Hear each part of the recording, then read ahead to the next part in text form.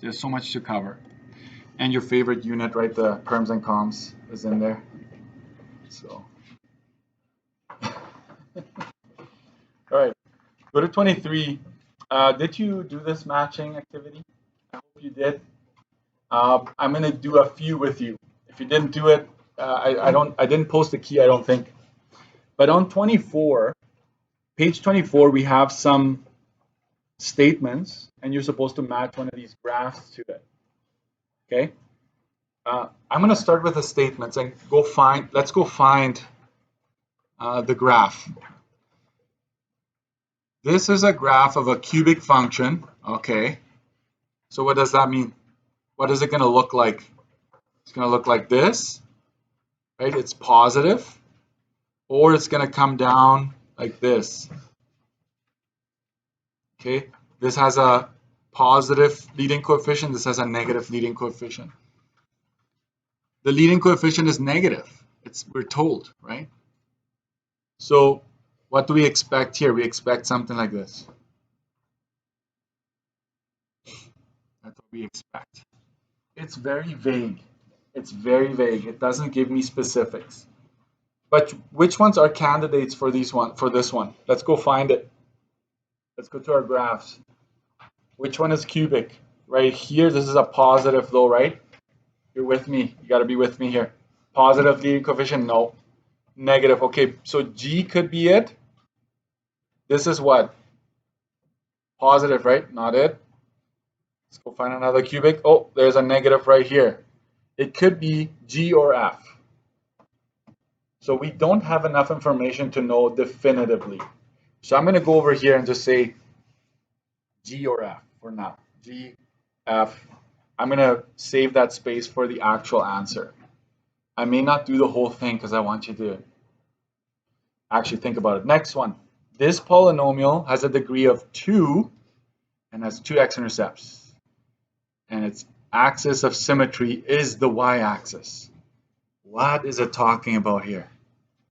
Degree of 2 means quadratic, right? So it'll go like this, or it will go like this. It's a parabola. That's what a degree of 2 means. 2 x-intercepts, I think we all know what that means. It crosses the x-axis twice. What does this mean, the axis of symmetry? Do you remember that? Yeah. Yes. But specifically, write this down here. If this is your parabola, the axis of symmetry goes right through the vertex like this. This is the axis of symmetry. Okay, so the axis of symmetry is the y-axis. Okay, goes through the vertex. Let's go find it. I feel like we can find this one. Let's go find it. Degree of 2 is the y-axis, the axis of symmetry of this one? No, right? Doesn't cut it. Is this one it? It actually is, and it has 2 x-intercepts, so it could be this one, or it could be this one. It could be either one of those, so it's very vague. So C or J for now. C or J. Oh, it doesn't. So it's not J, right? This is it. Axis of symmetry is your y-axis, and it has 2 x-intercepts. So C, we got that one.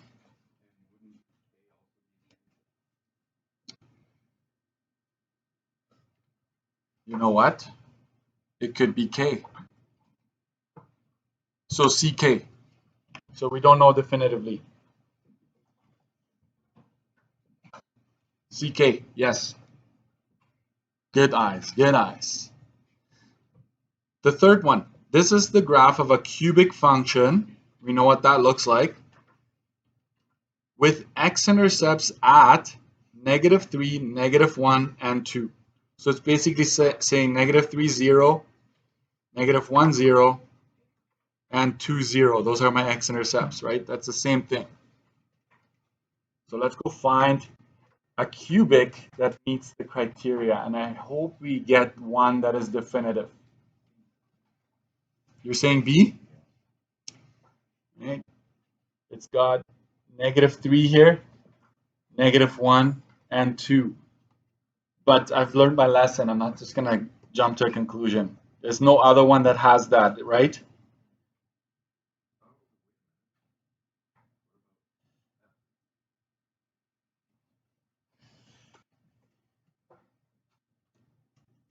See, I learned my lesson. F is also, so B and F for now. What's going on here? At some point, they have to give us more specifics, correct? The function has roots of 1 and -1. What does roots mean? Anybody? What are roots? X-intercepts, thank you. Yes, these are my x-intercepts. So all these the terminology is, I want you to remember that. X-intercepts. So we have 1 and -1. Oh my goodness, that is probably wide open. Which one has 1 and -1 as its roots? Let's go find it.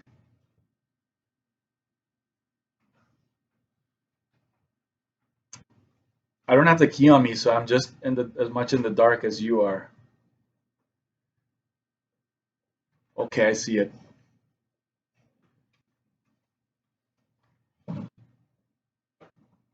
Do you see these two here? There's a root of -1 and 1 here. There's a root of -1 and 1 there. Okay, so it's G or H. Anybody see any other one? That's it. So I'm gonna go GH here. GH for now. Come on, it's got to narrow it down. This is a graph of a quadratic function with a minimum function value. A quadratic, we know what that looks like, with a minimum. What do these two words combined tell me about the graph? So it's gonna go like this, right? Because it has a minimum. It says like this graph is quadratic and it has a lowest point. So we're gonna that doesn't really narrow it down. How many options do we have? Or maybe it does. I think this one we've got in the bag. Let's see. No, we don't. There's A and there's C. So we don't have that one in the bag just yet. So we got to go AC on this one. I'm just saying AC are the options. We're not writing an AC just yet. This quadratic function has a maximum of 0. So not just that it has a maximum, it is 0. So we expect it to be this. And the maximum here, we don't know what the x value is, but we know that it's 0 here. The highest y value is 0. Do we have one like that? Let's go find it. It's got to be. We've got to have one on this one. The maximum is 0, yeah. I think this one, we've got this one. So J, let's cross that off. No more is it an option for anybody else. So we've got J here. We've got it. Did we use J somewhere else? No, not that I see. So J is for sure. It's definitive. Way to go. This quadratic function has a positive leading coefficient much less than 1. Okay, positive leading coefficient, we mean this. Do you remember what, if it's less than 1, what does that do to the curve? Yeah, I saw someone tell me what it, if it's less than 1, it means that the curve is going to be really wide. If it's greater than, it's going to be really narrow. Narrow, wide. Okay, so we're looking for a very wide quadratic with pointing up, obviously. So let's go find it. Which one do you think it is? I would say C as well. Yeah, C it is.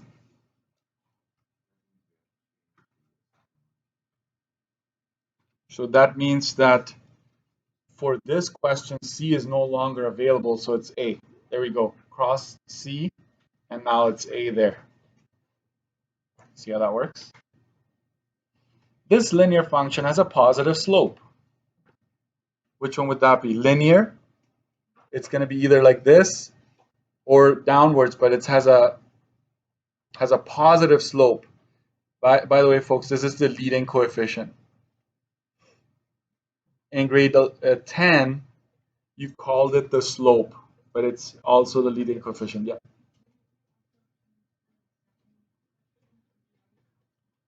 Okay, hold on. Thank you, thank you, thank you. C, oh yeah, here. C is taken care of. We've got it here, so we can go up here and cross that off. Thank you. This is now K. Thank you. It's messy. This is messy. This is not a slam dunk. But that's what I like about this one, that makes you think, right? Graph description, graph description. Okay. Linear function with a positive slope. Let's find it. Negative slope, positive slope. Always read it from left to right.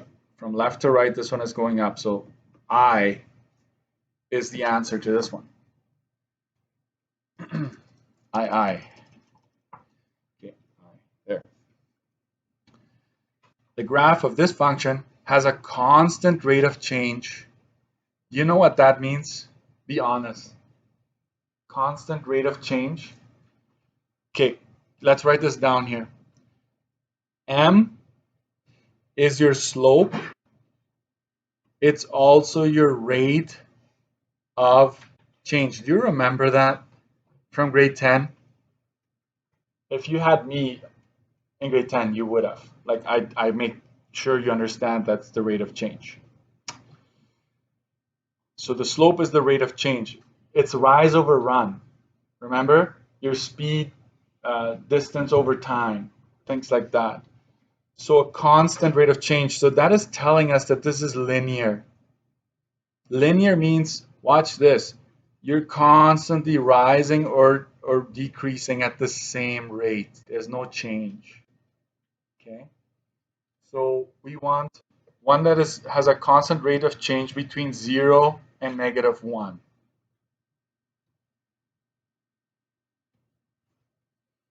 This has got to be D. There's no other. A constant rate of change is linear. This one is already out, so it has to be D. Okay? D. Did we use D anywhere else? Please tell me if I need to cross off up there. The graph of this cubic function has two x-intercepts and a negative leading coefficient. Okay, so a bunch of things here combined. Let's try to visualize this before you go looking for it. Cubic with a negative leading coefficient, I know it's going to go like this. Right? Negative leading coefficient tells me that it's this. Two x-intercepts. Let's go find it. Negative, so it's got to be either this one. It's got two x-intercepts, so this one could be it, G. This one has three x-intercepts, so that's not it. F cannot be it, right? 1, 2, 3. So it's either G or F.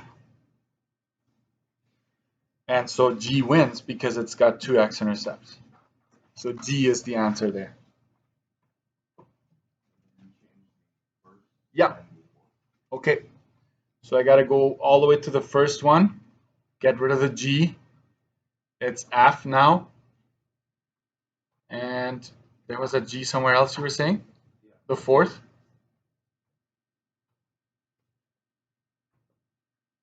The fourth.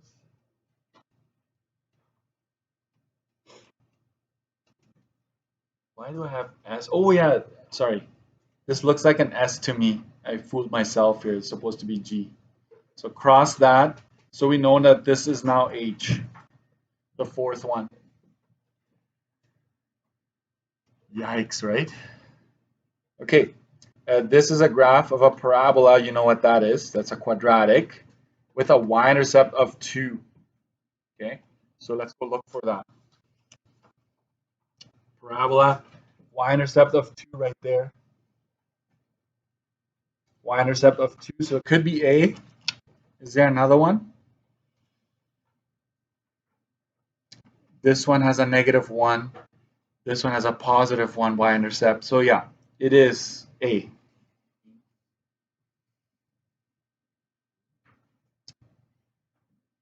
Oh yeah. Sorry, you got me. But is it? This one is -2. I missed that. This is -2. This y-intercept is 2. So it is actually E, correct? Yeah, you got that. Do I have to cross anything off up here? Oh, because we used F here, we can cross off this F and say that this is B. It's coming together like a big puzzle. This function has no turning points and one x-intercept. Which one would that be?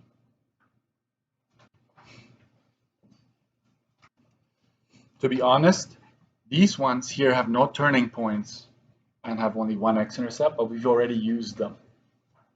Okay. This one right here is a cubic that has no turning points. Like it bends, but it doesn't turn. Okay. Turning means that you turn the opposite way than what you're coming from. It just goes like this.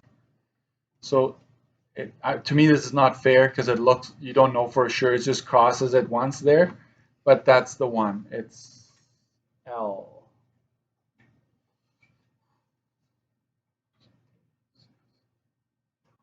So we've got 12 options here, 12 graphs. I'm going to put this up on the screen if you want to get that down. So there we go. Okay, one more thing that I want to do before I do a cubic. We're going to run very short on time here. I want you to go to 17.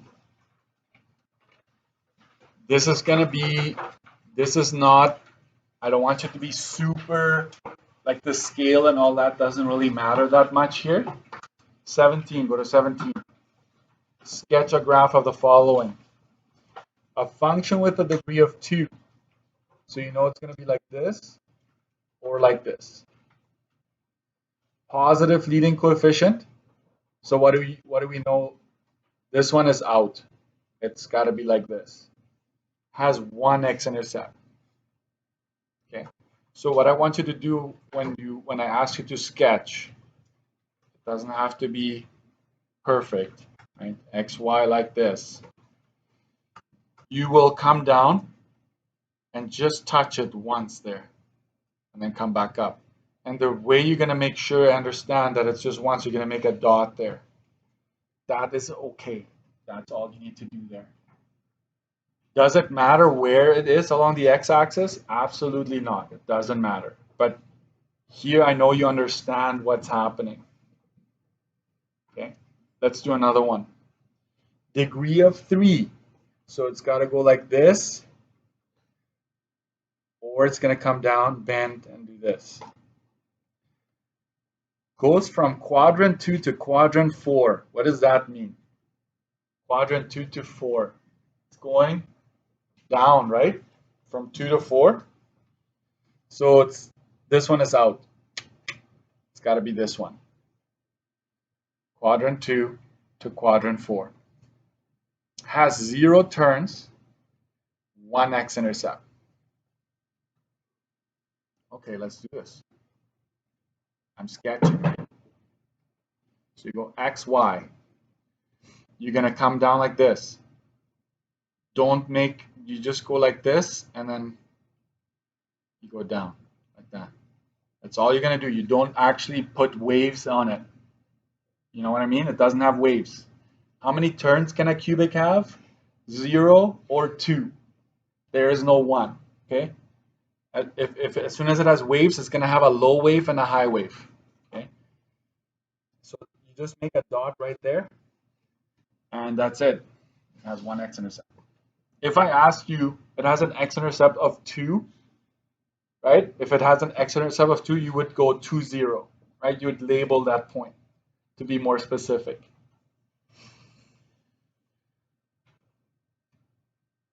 One more here. Cubic, we know what that looks like. 2 x-intercepts, 2 turns. Yikes. Goes from Q3 to Q1. So let's just, in our heads, do this quick. We know it's going to go like this. 2 turns. It's going to go up like that, correct? We know that the leading coefficient is going to be positive. And how many x-intercepts? 2. 2 x-intercepts. There are options here.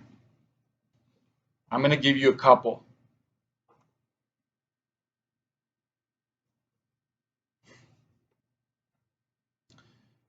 I don't know how to really tell you this is how you do it exactly every single time, but I'm just gonna say like this. Okay, it has 2 turns.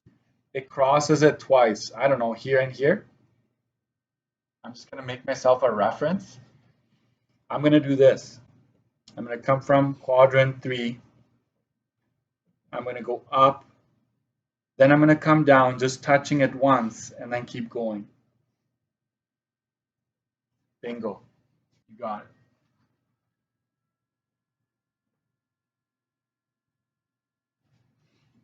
How else could you have done this? Some of you are really creative and artistic.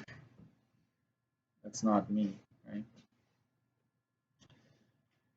I'm gonna just make 2 points again. It's like I gotta just cross it twice. Whatever happens, that's what's gonna happen.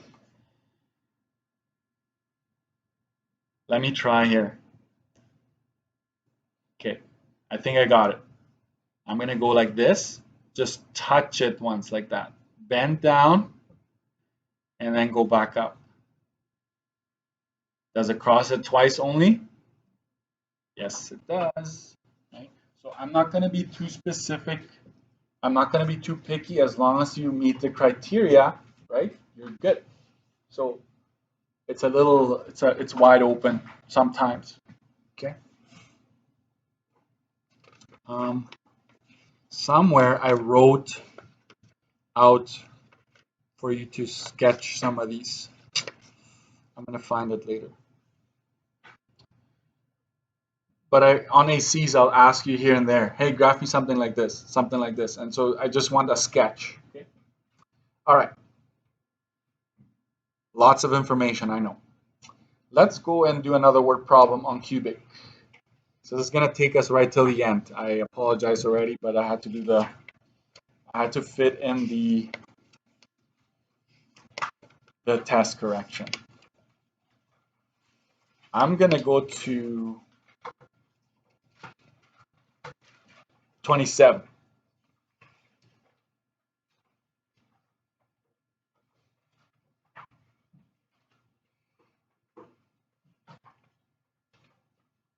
Ready? Page 27.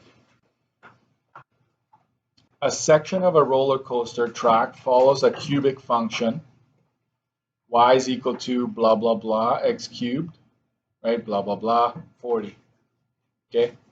Okay, so I know that the leading coefficient is negative, right? So I know that I'm expecting this. It could be have a turn, it could not have a turn. We don't know yet. Okay. I'm expecting the y-intercept. What is my y-intercept here without using my calculator? 40. Okay.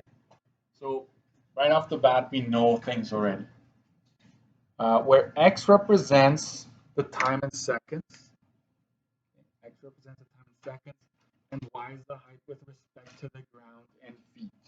So measuring from the ground, that's the height.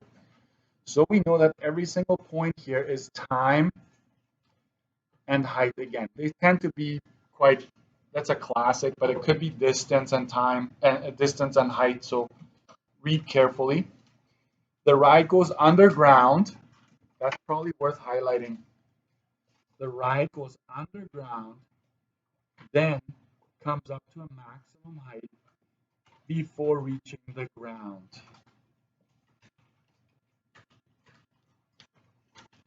It goes underground. Got it, right?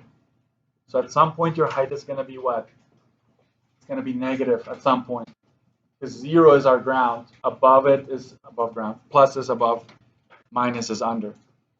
Let's graph this in our calculators. So grab your calculator. You do not miss any decimals when we are that specific. You enter it exactly the way it is. So we're going to go y equals, clear everything. I'm going to meet, y2 is already going to be 0 on mine, to be honest. And then I'm going to go ahead and type this in. 1, 2, 3 zeros, 7, 3, 3, x to the power of 3. Make sure you go arrow sideways to come back down. X squared minus 4.1517x plus 40. I'm going to ask you to please double check before you go ahead. Never just go with it, okay?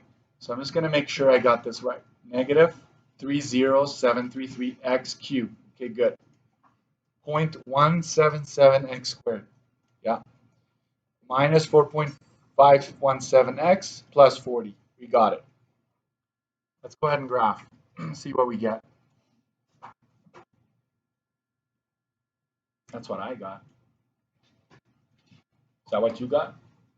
If you did your homework, yes. Maybe not because your window is off. I don't know. I'm going to try Zoom. Do I need Zoom Fit? Didn't work. Zoom Fit didn't work? I put in the window that worked for me. I did Mm-hmm. X maximum of 130. Okay. A Y minimum of negative 100 and a Y maximum of 100. Okay.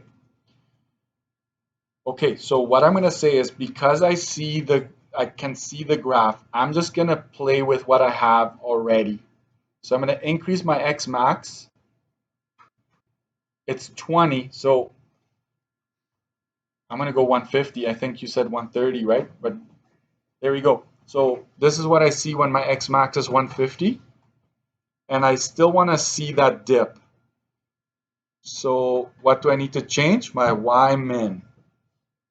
And I'm going to go negative 30 or something like that.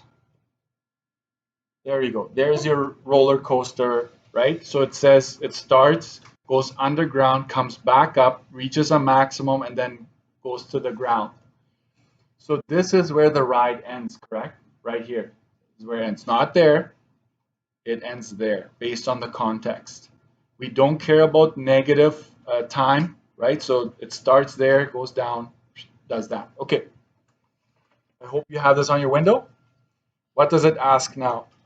How high is the roller coaster at the start of the section of track? I'm glad you asked because y-intercept is 0.40. So it starts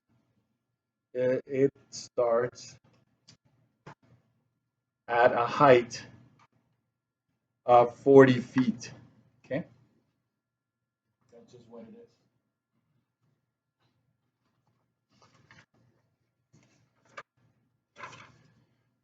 And B, I should say above ground. Could be a ride that starts underground, right? Could be. But we know it's positive, so it's above ground. B, how long is the roller coaster below ground level?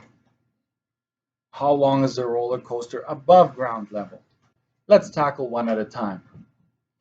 Below ground level. So I'm going to try to replicate my graph here.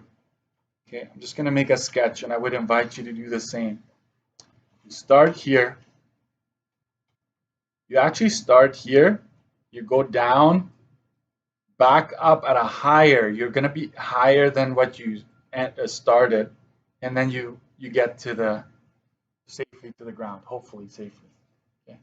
So we want to know from here to here, like what is this delta time, right? This is delta time, like how long did it take you to get from here to here? How long did you spend underground? So when you subtract the times, right, it will tell you what happened here in this dip. This is what we're interested in. So let's go find the times. We let y2 equal 0. Then we go second trace 5. time 1, time 2. I'm going to find those. Second trace 5. Hey, I'm going to find time 2 first. Second time it happened. So that's 40.2941. Second trace 5 again. I go to the first one, enter, enter, enter. I get 12.7019. That's you. So again, delta T is therefore 40.29 dot dot dot minus 12.70 dot dot dot. And I get 27.59 seconds that this ride, right, is below ground. I'm going to use my highlighter for this. I'm going to say this time right here tells me how long the ride spent below ground.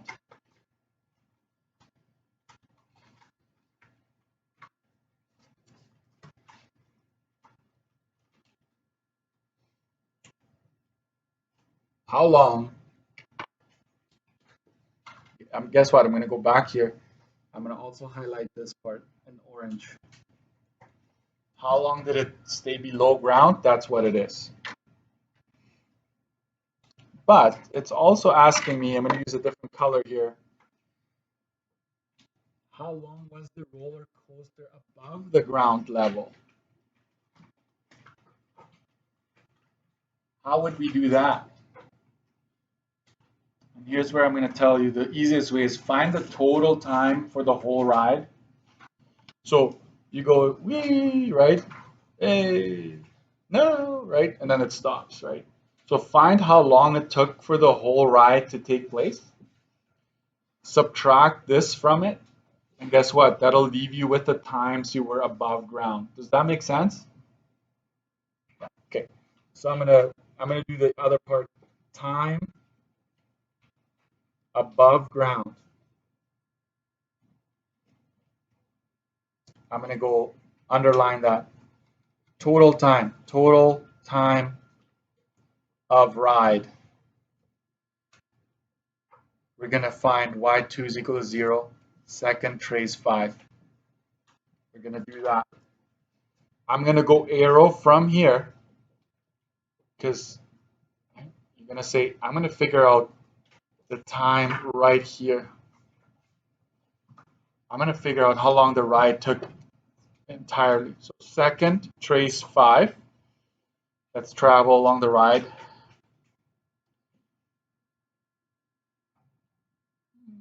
There we go. Enter, enter, enter. The entire, right, total is 106.62 seconds. But I'm going to use 4 decimals because I'm not done yet.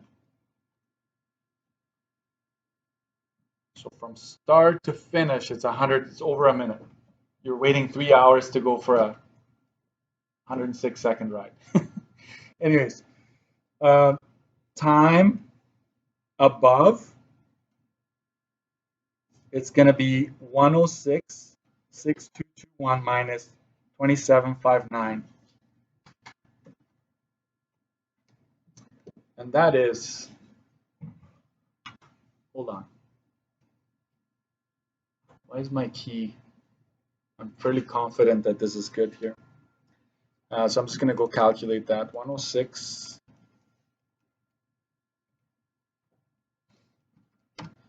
That's 79.03 seconds. I'm going to give that a green color. Maybe just underline it. My green highlighter for some reason is too dark. So I'm just going to go like this. So if you count that time and this time, that would be 79 seconds and then some. Right? So that was my approach here. I would really like you to think about this one. It's much faster because, yes, it's possible to figure out from 0 to here, figure out that, and then go from this time to this time, right? Figure out that time and then add them. That's very time consuming. It's very time consuming, but it is possible. There's nothing wrong with it.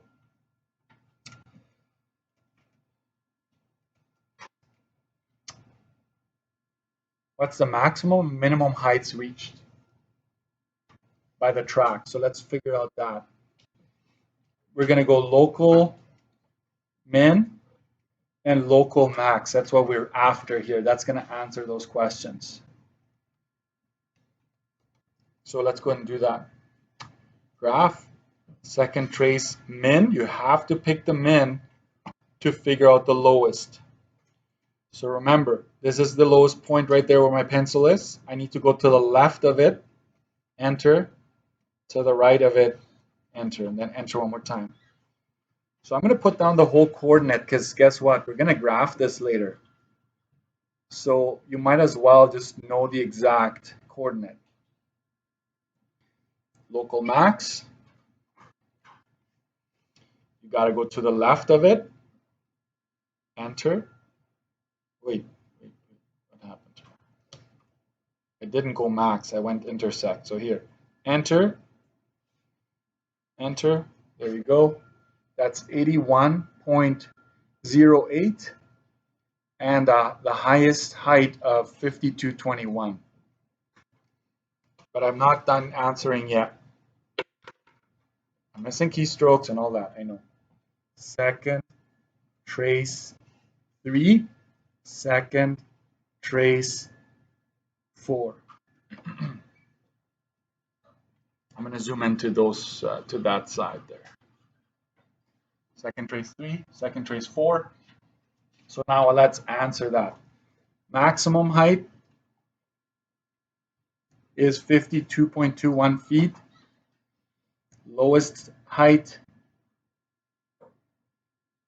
is negative 11.26 feet or 11.26 feet below ground. Either way is fine to answer. And now I'm off script, right? Because I zoomed in, sorry.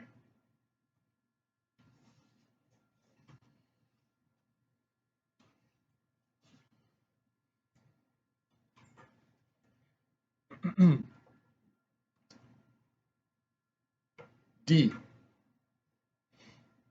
When does the track reach a height of 45 feet for the first time? That's just make a line that's 45 feet and then find the intersection. And it says for the first time, so we don't need to worry about the other ones. So I'm going to go y2 is equal to 45. I'm going to go second trace 5 and find that first intersection. Just hit enter 3 times. It's 69.38.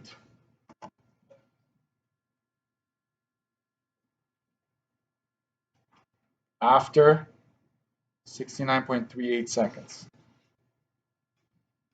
I know I miscalculated the space that I used up. Sorry, guys. E, how long does the ride stay at or above 15 feet?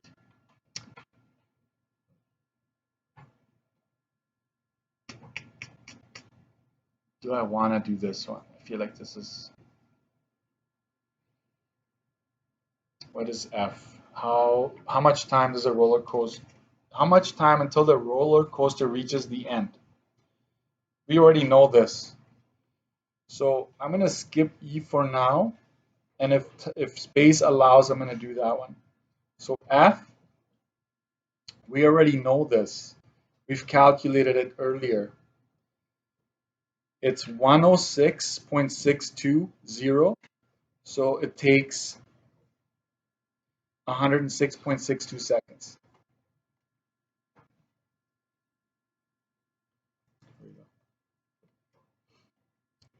G, graph this. And then write an equation that would model a ride which would spend more time below ground. I'm going to do H right here. I would decrease the y-intercept, which in this case is value of d, right?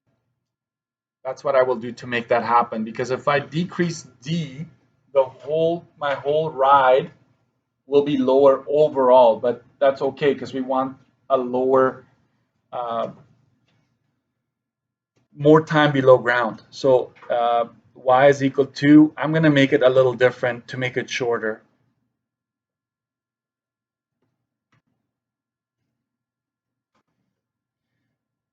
I'm going to go plus 0.117 x squared. Actually, I don't want to mess too much with all the other ones because that could affect. Yikes.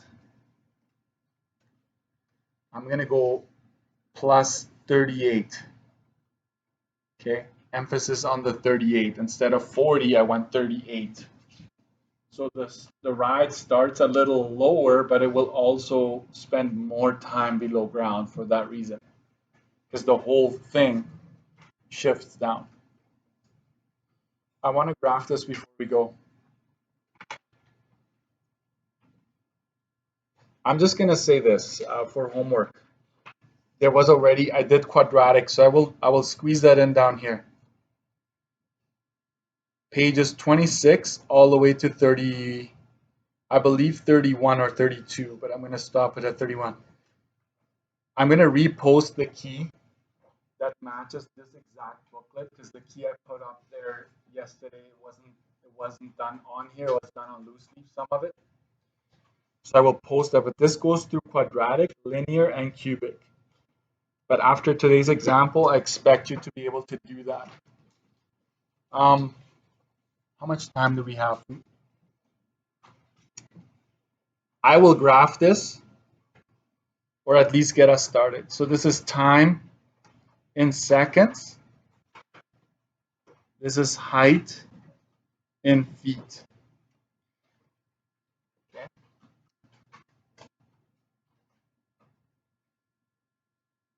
I think I'm gonna stop because I feel like rushing is just gonna do more damage than good. But I will show you, the key is posted. I can show you the key. This key is posted, okay? The graph looks like this when you're all said and done. And based on your ACs, you're experts at cubic functions. However, you do not have negative time. Okay, you start here and then you end the graph there.